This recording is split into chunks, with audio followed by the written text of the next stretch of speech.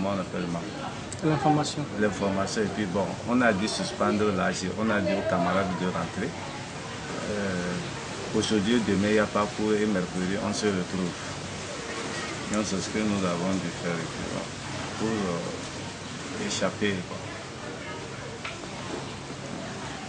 Alors, quel est le mot d'ordre maintenant? Quelle sera la stratégie? Bon, la mobilisation, nous avons dit aux camarades de se mobiliser. Il faut que Ahadi démissionne.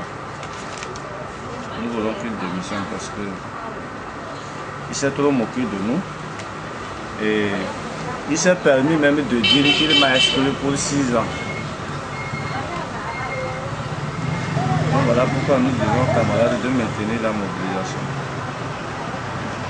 Alors, qu'est-ce que c'est pour l'exclusion? Ça me dit que vendredi.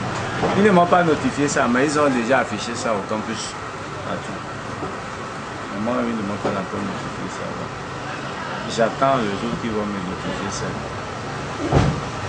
Alors, pour la présidente de l'université, c'est vous le problème? C'est ce que je ne comprends pas. Donc, c'est une façon de me sacrifier pour sauver son poste. Mais en tout cas, les étudiants, je sais pas, les étudiants et les Togolais ne sont pas dupes. Il y a des problèmes, il faut au lieu de résoudre les problèmes. Ils ont fabriqué un mensonge pour m'arrêter en disant que les gens sont venus avec des bidons, d'essence, tout ça là. C'est un gros mensonge. Ils m'ont arrêté. Ils sont allés m'enfermer pendant 2 jours. Après avoir donné l'ordre aux forces l'ordre de me tabasser sérieusement, je suis sorti, je n'ai pas fléchi. Est-ce qu'on vous a tabassé? Mais sérieusement, non, sérieusement. À la gendarmerie? Avant de m'amener à la gendarmerie, j'ai été sérieusement même tabassé. J'allais revenir ici dans toutes les circonstances de la RA. Un instant. Comment ça s'est passé? Un instant. Oui.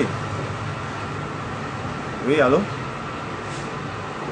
Oui, bonjour. S'il te plaît, tu peux me rappeler dans 10 minutes.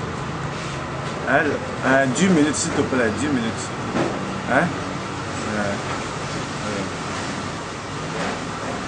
Aussi, vous revenez dans les circonstances de l'arrestation. Comment ça s'est passé ce jour-là? Bon, le jour-là, on avait prévu une AG qui devrait être suivie d'une marche. Et la marche devrait nous conduire jusqu'à la primature. Moi, j'arrivais dans les environs vers 9h, 10h. Quand je suis arrivé, les camarades étaient déjà mobilisés. Et ils ont commencé par gazer. Ils ont commencé par nous gazer en désordre. Bon, au niveau du lieu de rassemblement. Et ils sont venus avec 5 voitures en même temps. Ça dit que sur nous, avec une allure là, ça fait que les gens ont eu peur. Ils ont fui. Et moi je suis resté, ils sont venus m'arrêter. Ils m'ont molesté sérieusement avec des matraques.